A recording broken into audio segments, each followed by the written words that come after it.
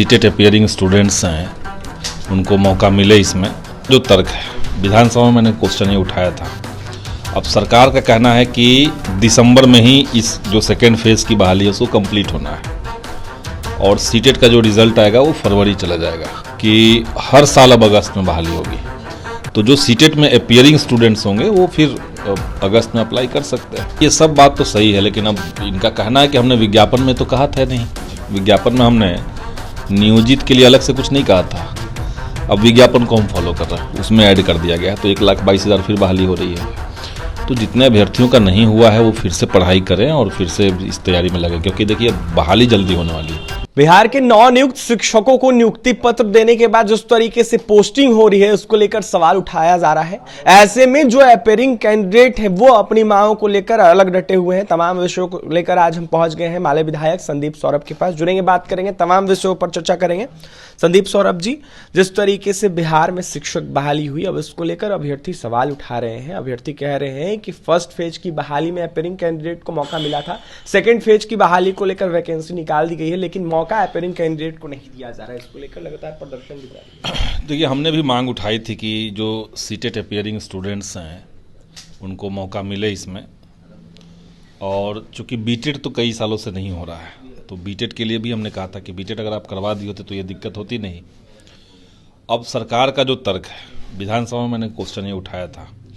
अब सरकार का कहना है कि दिसंबर में ही इस जो सेकेंड फेज़ की बहाली है उसको कंप्लीट होना है और सीटेट का जो रिज़ल्ट आएगा वो फरवरी चला जाएगा। तो बगैर रिज़ल्ट आए हुए हम अपना रिज़ल्ट कैसे फिर रिलीज़ कर पाएंगे, एक तो ये उनका वाजिब तर्क है। तो इसलिए कहा गया है कि पॉलिसी ये बनी है, शिक्षा विभाग और बीपीएससी ने मिल करके ये बनाया है कि हर साल अब अगस्त में बहाली होगी। तो जो सीटेट में अपीयरिंग स्टूडेंट्स होंगे वो फिर अगस्त में अप्लाई कर सकते हैं। तो फिलहाल ये कहना है उनका।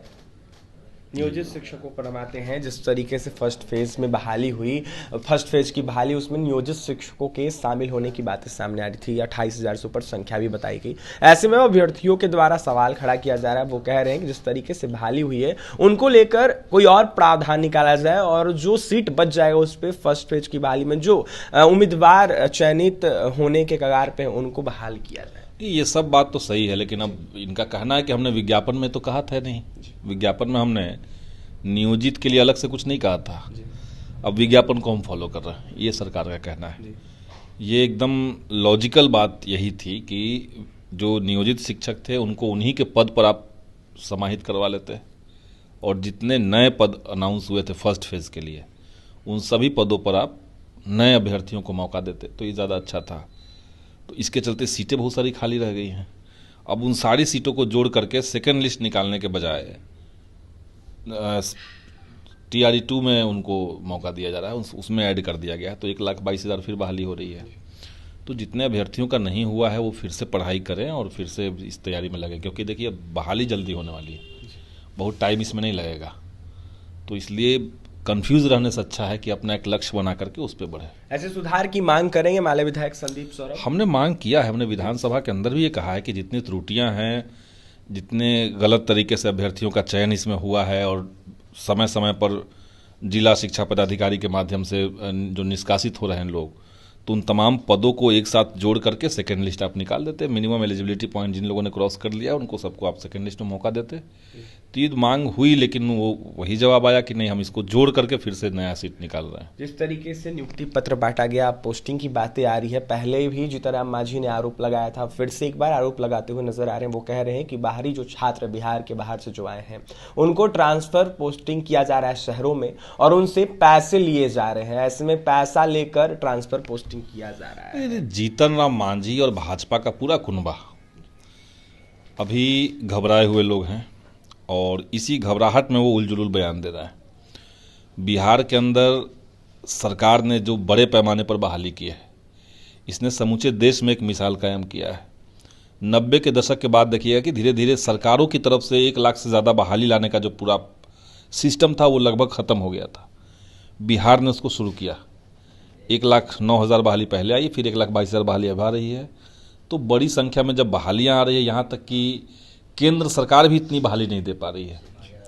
जिस नरेंद्र मोदी ने कहा था युवाओं को कि हम हर साल 2 करोड़ नौकरी देंगे, वो तो दे नहीं पा रहे हैं। तो जहाँ नौकरियाँ दी जा रही है, जिस सरकार से लोगों की उम्मीदें जुड़ रही है, उस सरकार को लेकर के दुष्प्रचार करना, बेबुनियाद आरोप लगाना, यही सब चल रहा है पूरे भाजपा के खेमे में।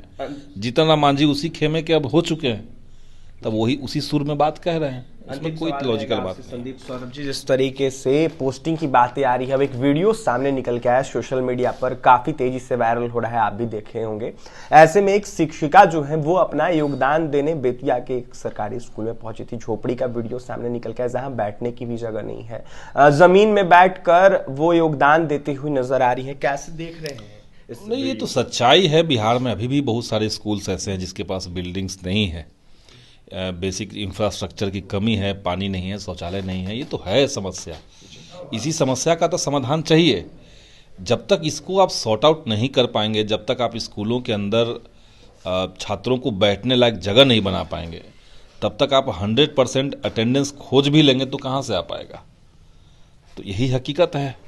वैसे कई सारे स्कूल अभी भी हैं जो क्षतिग्रस्त हैं, टूटे हुए हैं। प्राथमिक विद्यालय तो बड़ी संख्या में जो है वो कोई काम के नहीं है। अंतिम सवाल रहेगा, सेकेंड फेज की बहाली होने वाली है, अभ्यर्थी लगातार फॉर्म अप्लाई कर रहे हैं, फिलअप कर रहे हैं। ऐसे में तमाम अभ्यर्थियों को क्या कहिएगा जो फर्स्ट फेज की बहाली में चयनित नहीं हुए थे? और सेकेंड मैं सबको यही कहूँगा कि आप मेहनत कीजिए और मेहनत से परिणाम आएगा, और पूरी प्रक्रिया में पारदर्शिता बनी रहे, इसके लिए हम लोग भी तत्पर हैं।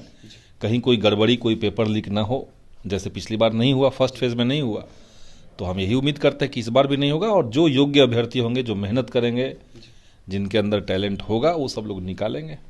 बिल्कुल, जो योग्य अभ्यर्थी रहेंगे, जो जिनके पास टैलेंट होगा, वो निकलेंगे। ऐसे में क्या कुछ कह रहे थे माले विधायक संदीप सौरभ, आपने सुना है। शिक्षक बहाली को लेकर तमाम विषयों पर हम चर्चा कर रहे थे, तो वहीं माले विधायक संदीप सौरभ ने सुधार की मांग की है, अपीयरिंग कैंडिडेट को मौका देने की बातें कही है। तो वहीं स्कूल का जो इंफ्रास्ट्रक्चर को लेकर सवाल उठ रहा है, इसको लेकर यह साफ कह रहे थे कि कहीं ना कहीं कई जगह ऐसे जगह है जहां पर स्कूल नहीं है, बिल्डिंग नहीं है, जिसकी वजह से काफी दिक्कतें होती है। इसको लेकर सरकार कुछ करे। और भी तमाम खबरों के लिए NBC 24 के साथ बने रहे। पटना से सहयोगी अमित के साथ अभिषेक की रिपोर्ट।